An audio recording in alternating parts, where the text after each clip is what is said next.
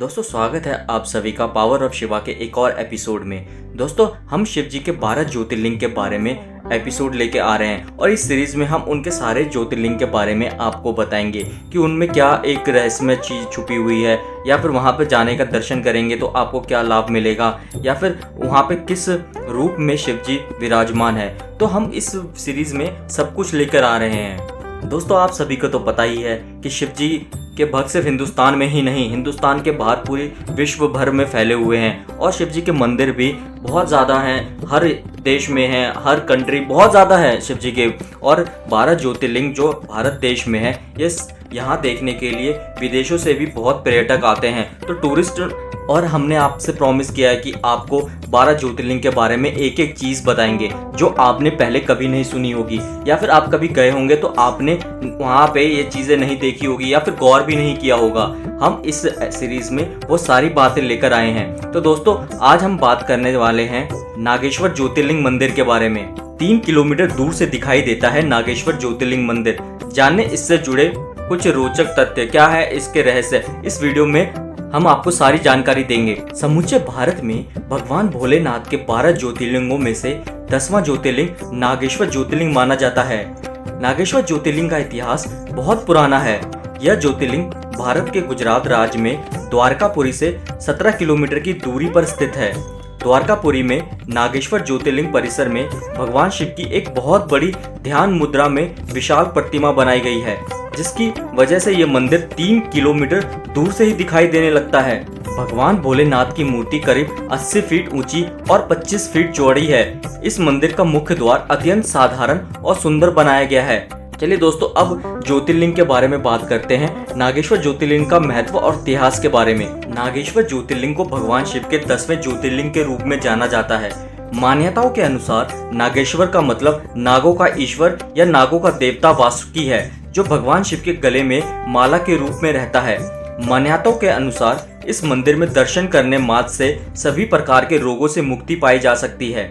हिंदू धार्मिक पौराणिक ग्रंथों में उल्लेख मिलता है कि नागेश्वर ज्योतिर्लिंग के दर्शन मात्र से ही सभी प्रकार के पापों से भी मुक्ति प्राप्त की जा सकती है। ऐसा माना जाता है कि यह प्राचीन और प्रमुख मंदिर केवल भगवान शिव को समर्पित किया गया है। यहाँ पर शिव जी की श्रद्धा पूर्वक पूजा नागेश्वर के रूप में की जाती है। दोस्तों अब हम आपको बताते हैं इस मंदिर में धार्मिक मान्यताएं क्या है और लोग यहाँ पे क्या मांगने आते हैं और यहाँ पे क्या मांग के विश्वास उनका इतना है इस मंदिर में, इस ज्योतिर्लिंग में। इसलिए दूर दूर से लोग यहाँ पे सिर्फ दर्शन के लिए आते हैं और वो कभी खाली हाथ नहीं जाते। जो मांगते हैं वो चीजें उनकी पूरी जरूर होती है। और ऐसा ही भगवान शिव के हर ज्योतिर्लिंग का है, सिर्फ ज्योतिर्लिंग नहीं, भगवान शिव के हर मंदिरों का ऐसा ही राज है। जो भी आप मांगोगे वो आपको जरूर फल मिलेगा।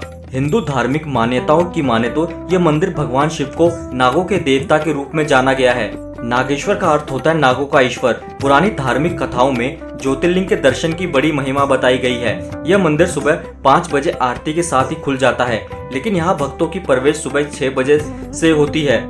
इस मंदिर में पुजारियों द्वारा कई अलग अलग विधियों से भगवान शिव की श्रद्धा पूर्वक पूजा और अभिषेक किया जाता है।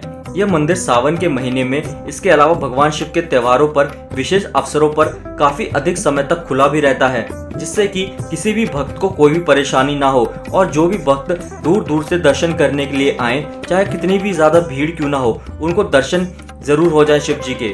नागेश्वर ज्योतिर्लिंग का इतिहास अत्यंत पुराना और पौराणिक माना जाता है। भगवान शिव के इसे 10वें ज्योतिर्लिंग का निर्माण अत्यंत अद्भुत और सौंदर्यीकरण विधि से हुआ है।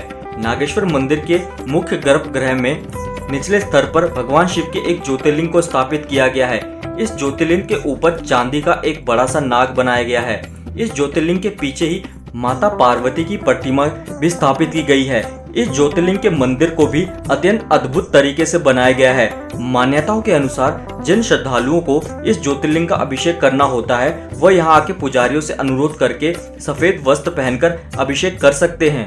तो इसीलिए इस मंदिर में और इस ज्योतिर्लिंग के दर्शन के लिए दूर दूर से, सिर्फ भारतवर्ष से नहीं, दूसरे कंट्री से भी लोग आते हैं और श्रद्धा पूर्वक यहाँ पे जल अभिषेक करते हैं। मान्यताओं का माने जो यहाँ आके जल अभिषेक या शिव जी का अभिषेक करेगा तो उसकी सारी मनोकामनाएं पूरी हो जाती है। दोस्तों शिव जी के बारे में यह माना जाता है कि जो भी कोई सच्चे मन से, सच्चे दिल से शिव जी की पूजा अर्चना करे तो शिव जी आज नहीं तो कल उस से प्रसन्न जरूर हो जाते हैं और उनकी सारी मनोकामनाएं पूरी भी कर लेते हैं, क्योंकि शिव जी को बहुत ही ज़्यादा भोला माना गया है, तभी उनका नाम भोलेनाथ है। लेकिन एक बात और है, शिव जी जितने भोले हैं उतने ही ज़्यादा क्रोध से भी भरे हैं, तभी तो उनकी तीसरी आंख भी है, और तीसरी आंख जब खुलने का डर भी होता है। तो बहुत चीज़ें हैं। तो शिव जी के बारे में ये सब बातें हम आपको आगे की वीडियो में बताएंगे, और आपको आगे की वीडियो में शिव जी के बारे में पूरी जानकारी भी देंगे।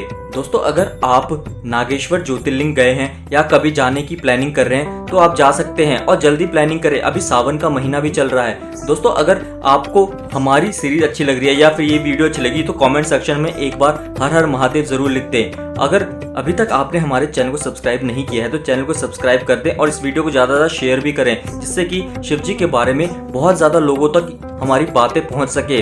तो दोस्तों, हमारे चैनल को सब्सक्राइब करके बेल आइकन जरूर प्रेस कर दें, क्योंकि अगली वीडियो की नोटिफिकेशन आपको तभी मिल पाएगी सबसे पहले।